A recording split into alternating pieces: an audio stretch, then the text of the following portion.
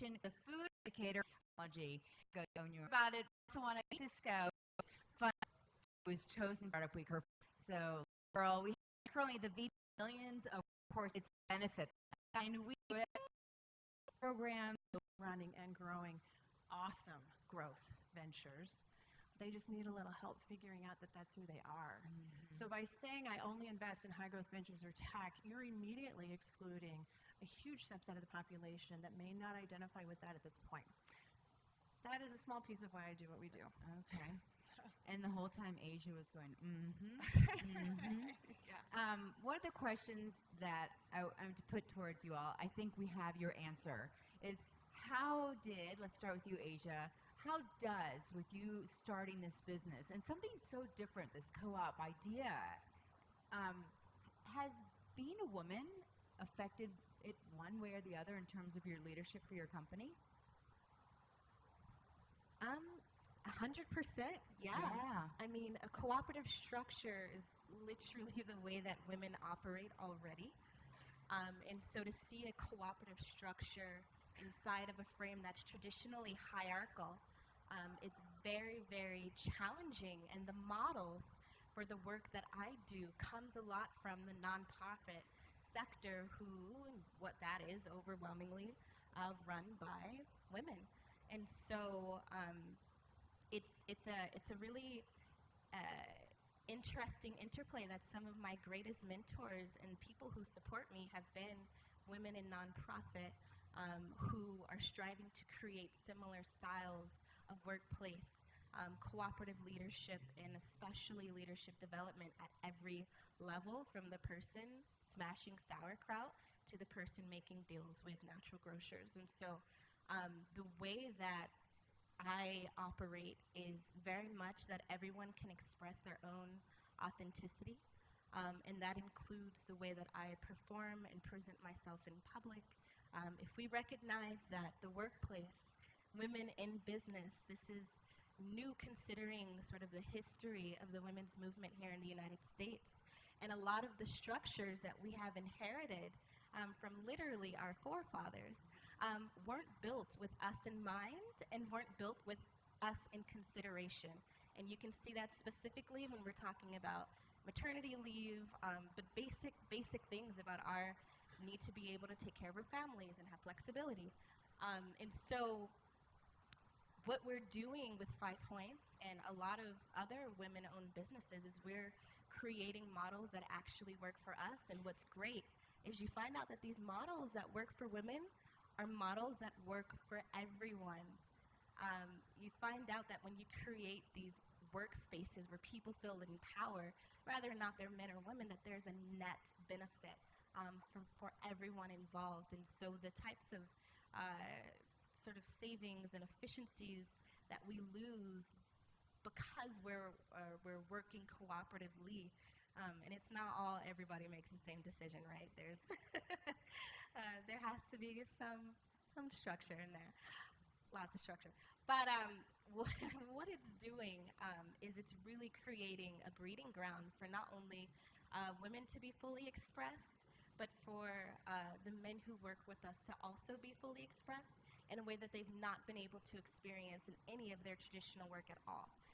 And so having women leadership is not just beneficial to women, it's actually transforming the workplace, period. Good, thanks. And the two of you guys, you admitted you both excelled and grew in male-dominated, fields, engineering and beer. And tech. And tech, right. So did you ever, obviously you had a yearning to go work with more women, but how did being a woman play out in the fields that you were in previously? Or still? What I would say, so I'll take the answer in a little bit of a different direction. So for Indiegogo, we have 3 founders, two men and 1 female, and what has been I am so grateful that Danae Ringelman, one of our co-founders, was there, because you can feel her influence in so much of the way that the culture and the company is operated. So, for example, one thing that is very important to her and that is now important to the company is our values. So Indiegogo functions on, or has in its DNA 4 main values, which are the face of Indiegogo: fearlessness, authenticity, collaboration, and empowerment. And how they got to that was when they were first hiring their company. They're like, okay, we're a team of 3. They brought on their first person. They're like, crap, we need to start hiring people, but how do we make sure that we are hiring the right people for this team? And so Danae led them on this exercise of asking the 4 team members, why do you like coming in every day, and what impact do you want to have on the world? And then, she's brilliant, so she distilled down she had all of them walk through their pictures and distilled it down to those 4 values, which were fearlessness, authenticity, collaboration, and empowerment. And from that, we've built off that a few times and iterated off that a few times, but we now have a values blueprint, which helps to serve as somewhat of our this is how we operate here at Indiegogo, and here's how you're expected to operate. And we hire based on that. When we give our feedback in the hiring process, it asks us to give feedback based on those 4 values. When we do our annual review and semi-annual review, we are evaluated on the way that we demonstrate those values as well. And so Danae really was our champion for that, and she continues to champion for the people at the heart of it, and we're a much better company for it.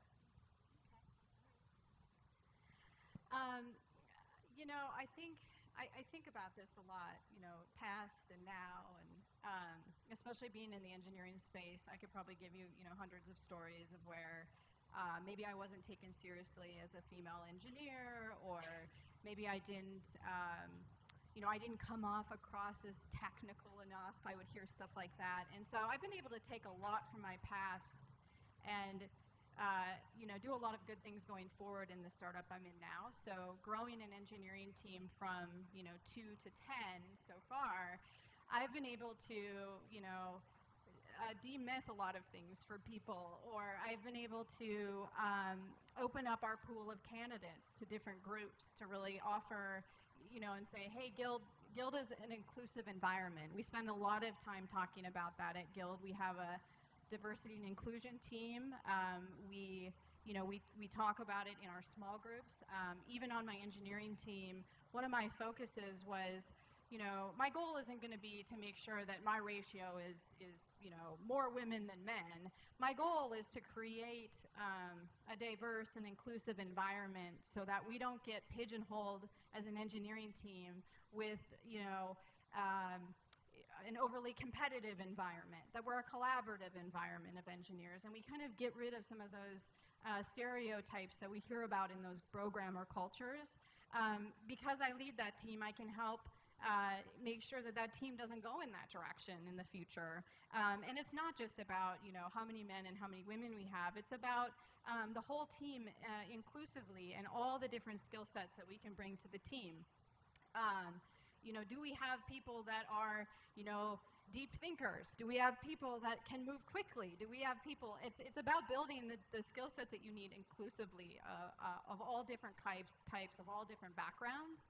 And I've been really excited to do that at Guild, because that's such a part of our core mission, is to make sure we support a wide group of people and success for them. And that's also the mission of our business, is that we're trying to offer people more education, so that with all different types of backgrounds, so they can also be successful. So I think being a woman leading an engineering team, I can help guide the direction that we take those particular teams, and model, I think, a little bit more modern, and I would say more inclusive behavior than we've seen typically in engineering teams in the past. So we've heard from 3 companies now here that are all led by women, and we hear that they're, just from when it comes to hiring or what kind of workforce looking for, to how to engage employees, to the product and the mission, there's a lot more thought. So which is awesome, but then how, and you touched on this earlier, how do then these women-owned businesses really get the capital and impress funders and get the money? They may have this really great cohesive workforce, but then how do you get the funds? So that's a great question. And I wish I had the perfect magic bullet, but I don't. One great strategy, frankly, is for there to be more women in venture capital and private equity. There's a ton of research that shows that if a private equity firm or a venture capital firm has at least one woman managing partner or one female founder among the ranks of the general partners, that they're several times more likely to invest in women-led companies, and those women-led companies that they do invest in will outperform or at least equally perform their male-led counterparts. By the way, let's take that even one more step. For any of you who do work at a private equity or venture capital firm, those firms who invest in women-led businesses, their funds outperform from funds who invest in only homogenous all-male management teams. So there is an investment thesis here. There's a reason why this is compelling. If you are a man working at a venture capital firm or private equity firm, and you look around the room and all of your partners are male, that's the second way to make this better. Go find women to join your partnership ranks, not just your marketing team, not just your associates doing research. Go find a woman who understands the investment world to join your managing partner, to join your partnership team. For the women entrepreneurs in the audience who are looking to raise capital yourself, it's a combination of all of the things we talk about. You're going to have to work as hard as the boys, if not harder. And it's a combination of sales and development and grit and not giving up, seeking mentorship, seeking that, someone mentioned at a panel last night, developing a kit, actually it was one of your colleagues at Guild, developing a kitchen cabinet of mentors. There's no one-size-fits-all mentor who's going to do everything for you. Getting a solid business plan in place, getting a solid business model, developing a pro forma, and then asking. Get out there and ask and ask and ask. Send emails. I emailed Brad Feld at 10 o'clock at night last week, and he responded. He doesn't know me, but I did my homework. And by the way, we haven't scheduled a meeting or anything, but hey, I got a response, right? I did my homework. I found out what their investment thesis was. I have 3 companies in my portfolio that may be good fits with their investment thesis, and I emailed him and said, hey, I noticed that you all have an interest in these 2 areas. Well, I've got some value to add to you, and by the way, I'm also doing something that I'd like your help with. Get in there, find out who they are, find out what their email addresses are, and find ways to get in front of them, whether it be directly or if you have to find 3 degrees of separation, find it and get in front of them. At Thompson Street, I can't tell you how many companies we got in front of where the CEO said, there's one reason I'm talking to you guys right now, and that's because Jennifer would not give up. And that differentiated me from every other banker calling on that company, from every other service provider calling on that CEO. I called consistently, I called weekly, and I never gave up. And that's what you have to do. That's what the men have to do, and that's what we have to do too. We're going to take questions in a second, but I want you to go down, and if not one word, one sentence. You mentioned how, and you also mentioned how women companies are more profitable, use less capital, stay in business longer. Why? Why is that the case, do you think, for women? One word or one sentence, or pass. Why do you think it is? One sentence. I mean, we don't care more than men. I mean, what is it? Fucking rock stars. I mean, sorry, we're awesome. Like, if you're gonna give me one sentence, that's what I'm gonna say. That's a good one. Women are, and men, we love you, men, we do. We are not man haters. We love you, but man, women are kicking ass. We're not afraid. We are not risk averse. You show me a woman who has had a baby and tell me if she's risk averse. I'm sorry, we are literally creating life.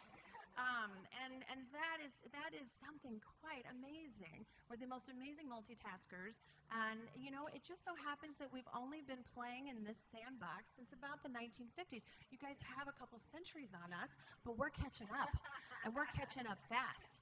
And once we get a little more comfortable playing on this playground, we're going to keep kicking ass. So, what do you think, stop. Jessica? Why are women I was kicking trying ass? to think while you were talking, so Sorry. thank you. One word did come to my What? mind right away. It was holistic.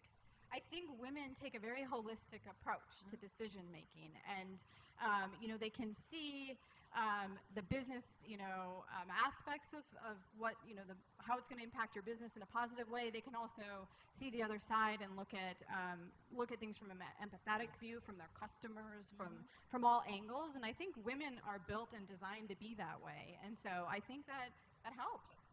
What do you think, Kate? Yeah, it's like just about like system thinking, where it's how does this impact the system, and like how not just thinking of how it impacts this small group, but how can we really enable change and empower change on a larger scale. So I would say system thinking. What do you think, Asia? Lipstick. No, yes, that, and I think it's ecology. I think that women could recognize, as we've been dealing with the different sort of ecosystems even of our home, that we have the skill to be able to sort of predict what's going on. And I think it's, again, system thinking, just to amplify what's been said already, but it's taking a more ecological approach that is inclusive of all the biodiverse factors that go into making the environments that we create really great and really sustainable. That's good. All right, you guys. Do you all have any questions that you would like to ask of any of the panelists, or of all? Oh, come on. Do any of the guys have questions? Okay.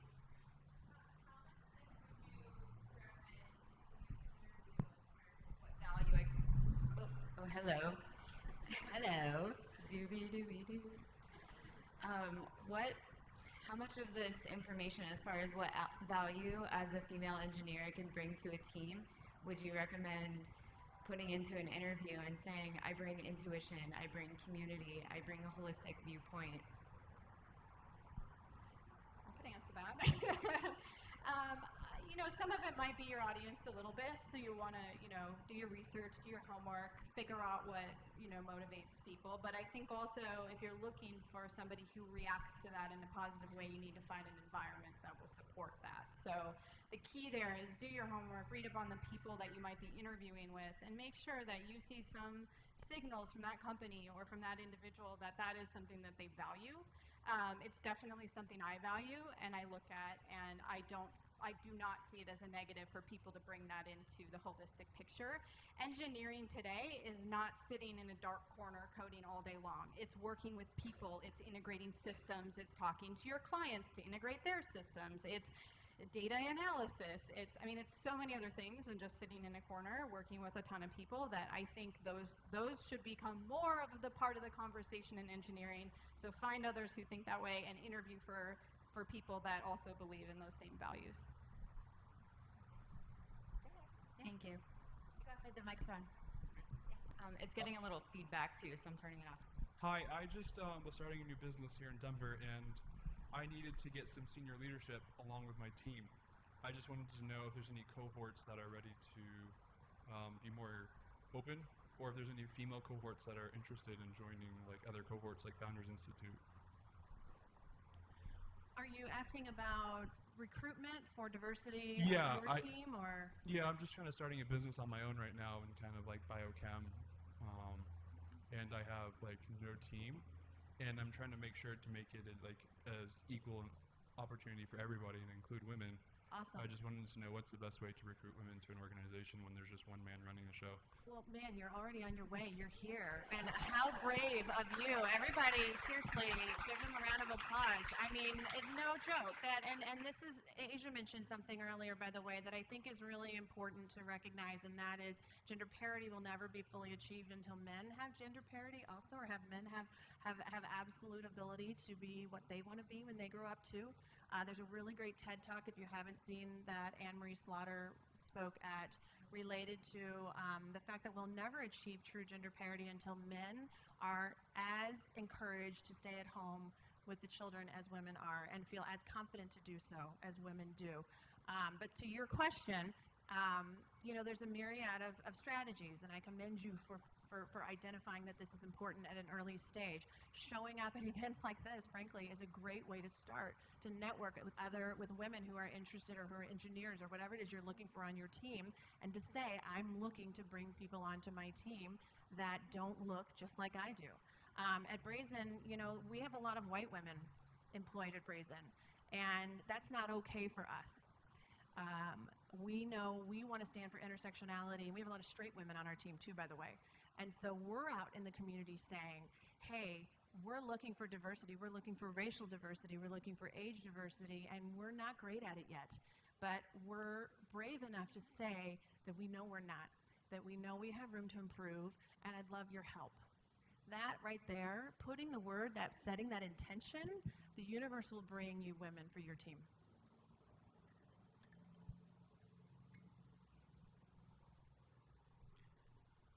I wanted to maybe help address some of the, you asked why women, and why am I here? I had a startup, and I had, a lot of men, and they told me all the great things they were going to do, and the gap, there's always a gap with anyone you hire between what they think they can do and what they actually can do. And that's one of your biggest challenges, is trying to figure out what that gap is. And what I noticed after that kind of went up and then pancaked was that a lot of the men thought they could do more than they could, and a lot of the women were much less confident, but ended up like overachieving. My top 3 performers were women, and I was looking at my new team with the new startup. I'm like, I've had enough hubris, and women get shit done. That's what you should tell people. Right, so that's That why should have I'm been here. the name of this, right? This Next year's panel. panel.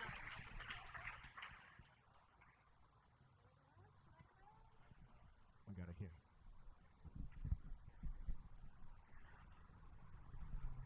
Oh gosh. For you women in business and, engineering, what kept you motivated? Like, I know there was like struggles here and there, but like, what kept you motivated to get up and keep going and like work harder?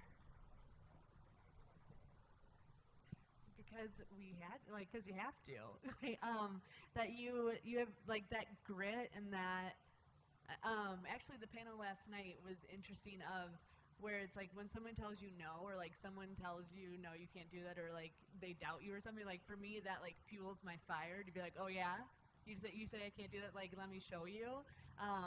So a lot of it just comes from that inner voice that says keep going, and like just keeps telling you to like keep going and fighting through whatever challenges. And one of our founders oftentimes talks about working at a startup. Like I was employee 22 at Indiegogo, and talks about how every day is like a tightrope, and then on some days you're like, it's like, oh my God, this is like the best, most awesome moment of my life, and it's like, oh my God, this is the worst moment of my life, and sometimes it can be in like the same hour.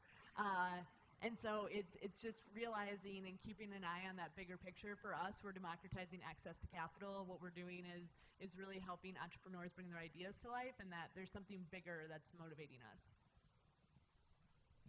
I think for me, it's vision. I have been incubating this vision for a very, very long time, and now it's conceived, and I'm not going to let it die. So it has to manifest. It has to grow into the fullest potential of itself, because I said so, and because it has to. So for me, I won't let my vision die. I think it's really, really important, and it's not just for me. It's a really important thing that we have in our communities, so that we can see that there's a plethora of options, so that we can expand our imagination of what's possible in business. So for me, it's very much, it has to come into fruition. It must.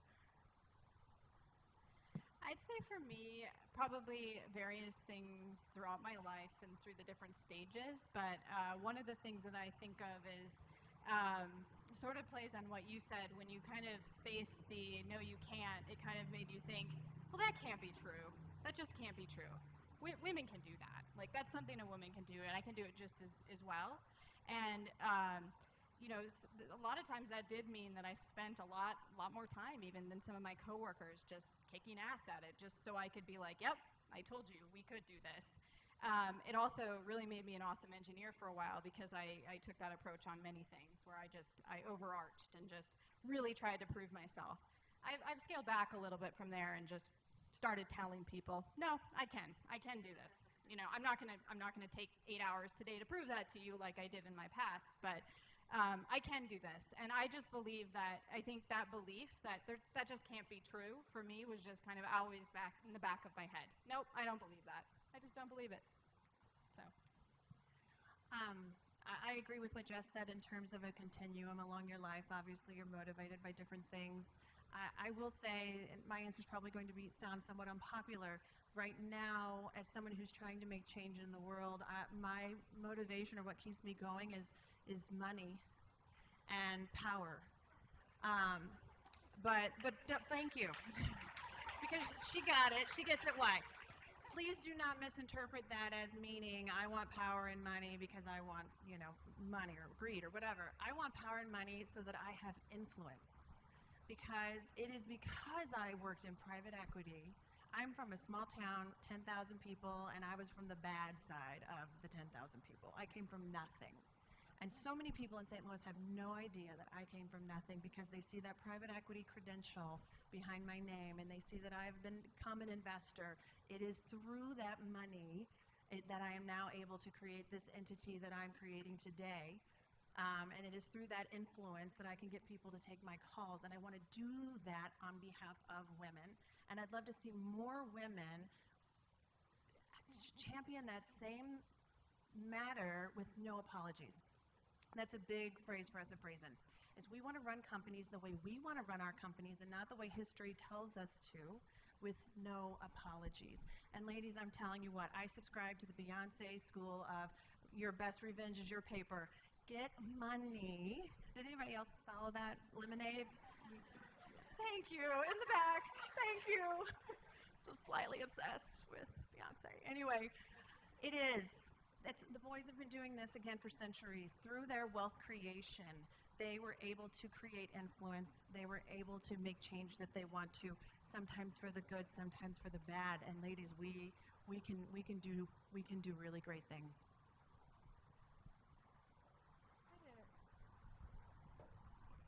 Hi. Sorry.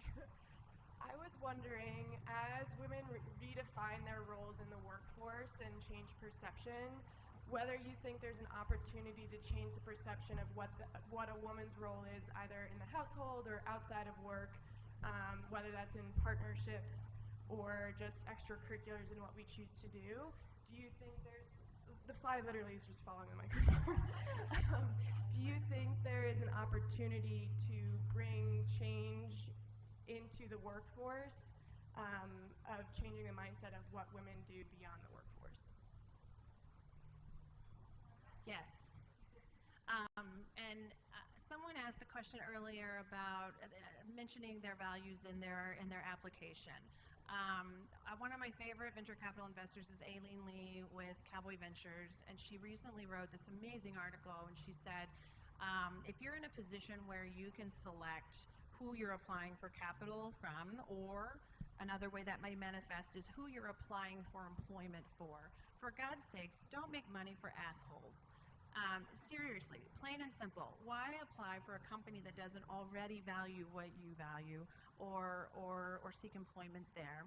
And I think that the organizations who are leading sort of the new path for positive workplace cultures, Asia said it, I think, perfectly, that women are leading the way in creating creative cultures that embrace the whole human for both men and women. And I think as women who are not yet ready or interested to run their own companies, the way you can create that change is by bringing your incredible talent to companies who also embrace that. And look for it at the top. If a lower level associate is saying one thing, but you're seeing at the top a different priority in the form of an all-male management team, whatever, they're telling you something, believe them. I think to have the empowerment of women trickle down into our everyday life, there's two things that we need. The first is structure. So the structure that you work in, that you live in, the structure of society is going to impact how you are as a person. And so if your workplace is structured in a way that makes you mean, in a way that makes you nasty, in a way that makes you X, Y, Z, all of that is going to trickle into all the other parts of your life. It's not separate. And so when we have empowered workplaces, those people then go home with that same sense of empowerment, and they bring that to the family life and the family culture. The second thing that we need is imagination.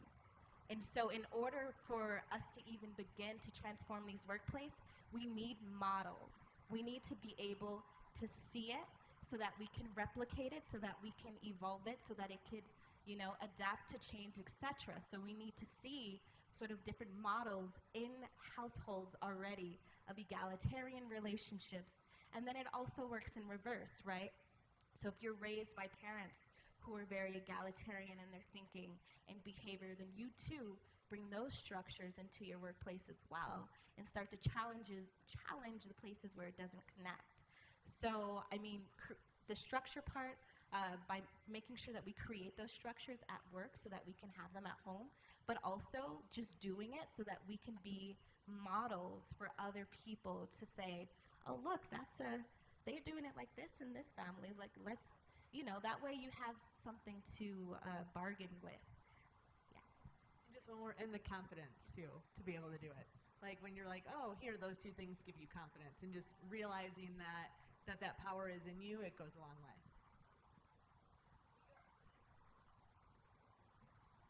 I gave you a microphone thinking we'd have another question, but they have this area set up for the next group.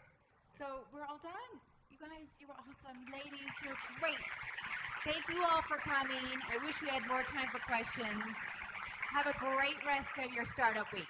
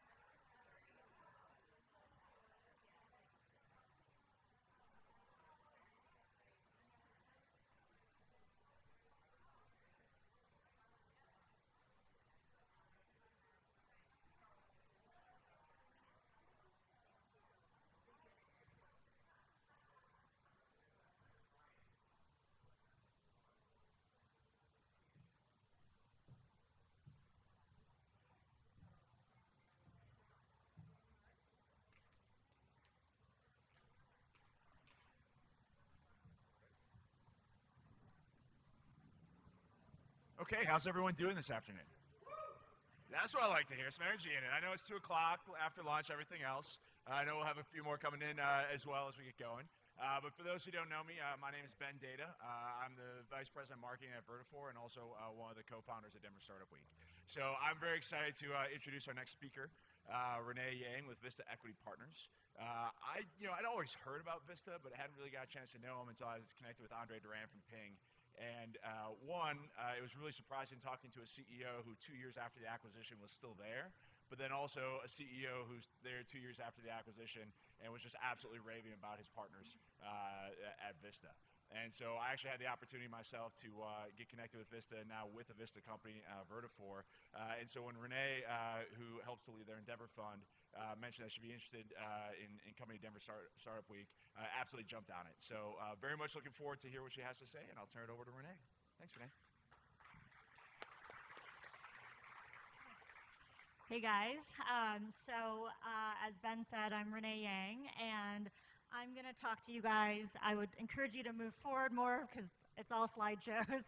I'm going to talk to you guys really about two meaty topics that hit the cross-section between where founders and investors meet. Just so I can understand my audience a little bit, how many people here are investors? Okay. How many people here are founders? Keep your hand raised. Of the founders, how many of you guys have companies less than 5 million in revenue? How many of you have companies greater than 5 million in revenue? Okay. Great. Well, we'll have some interesting things to talk about today. Why am I qualified to talk to you guys? I work for a company called Vista Equity Partners. We're the largest and most active software investor in the world. And I am personally an enterprise software investor. So I've invested in companies as small as $1 million in revenue to as large as $100 million in revenue. And my sweet spot is really companies between 5 to 30 million in revenue. So I run a fund called the Endeavor Fund. It's a $500 million fund. And we really work with founders who have kind of hit that inflection point of growth where they can no longer run their business by, fly by the seat of their pants, and they really have to professionalize their organization and add infrastructure and add processes so that they can actually sustain growth. And so we partner with founders and help them in that journey. Part of sharing this is so you kind of understand the context that I'm coming from and also understand where my limitations are from a knowledge perspective. So let's talk about, why a lot of people have trouble raising money. Today, if we look at today's environment, we're actually in some of the frothiest fundraising environments out there. There is a ton of capital, there are a ton of firms, and in particular, there's a lot of capital dedicated to tech, yet many founders, many companies really struggle to raise money for their company. And there are a host of reasons for why that ends up being the case, but part of what I'm going to share with you guys is to try to help you answer what it is that investors are actually looking for, which will hopefully give you a sense for why they might not be interested in a certain company. So if we were to start out where investors are looking for, I'm going to actually cover both early stage and late stage. I focus really on late stage, but I collaborated on this presentation with a friend of mine who is a partner at General Catalyst, and he gave me some insight to what the early stage is like. So there's actually overlap between both the early stage and late stage, but in early stage, the 4 things that early stage investors are looking for. It's all about the founder or the founders, what your track record is. It is around how much unique differentiation you have as a founder. Founder traits that they really look for are people with immense drive and immense focus and learning animals. So people who are intellectually curious. And then the last piece is founders who can recruit. So what I mean by that is how can you recruit? Are you someone who can recruit the next 5, 10 people to work for you and to share that vision with you? And so it's a cross-section of leadership, vision, and recruiting. The next is really bleeding edge. So they're looking for companies that are really bleeding edge, whether it's bleeding edge technology, bleeding edge idea. Why now? Most ideas are actually not new ideas, but it's a question of why is it now? So why did Webvan go bankrupt in 2001, but Amazon and Instacart and guys like that, why are they successful today? Well, payments is much easier today. People are more comfortable buying online. That's why now. And then lastly is geography. This matters more the earlier stage you are, where investors want to find companies that are either close to them or they want companies that have access to talent from both exec recruiting standpoint as well as developer recruiting. The next four I'm going to talk through are things that matter to both early stage and late stage. Growth rate. So the earlier stage you are, the higher that growth rate needs to be. For most VCs, they're looking for triple-digit growth. So you need to grow at least 100%, often 200-300% a year.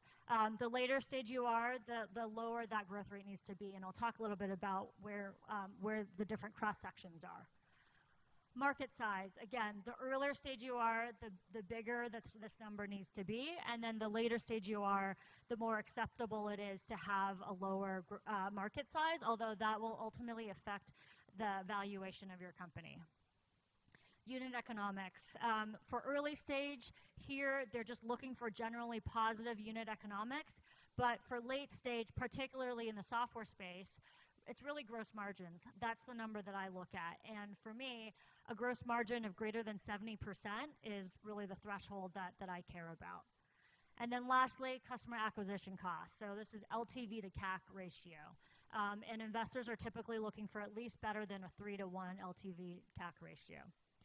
Now, late stage, because the business has actually been built, there are financial metrics to look at. So here, financial metrics matter much more than in the early stage. So in software, it's recurring revenue, it's retention rates, it's profitability, the customer base. In the late stage, we want to see hundreds, if not thousands of customers, not 10s and 20s. And it's all about the customer health. So what are your retention rates? What are your NPS scores? What is your customer referenceability? On the retention rate side, because I do enterprise software, I'm looking for at least a minimum of 90% gross retention rates for it to be an attractive investment. Product differentiation, pretty standard here. And then the last one is Rule of 50. Does anyone know what Rule of 50 is? No?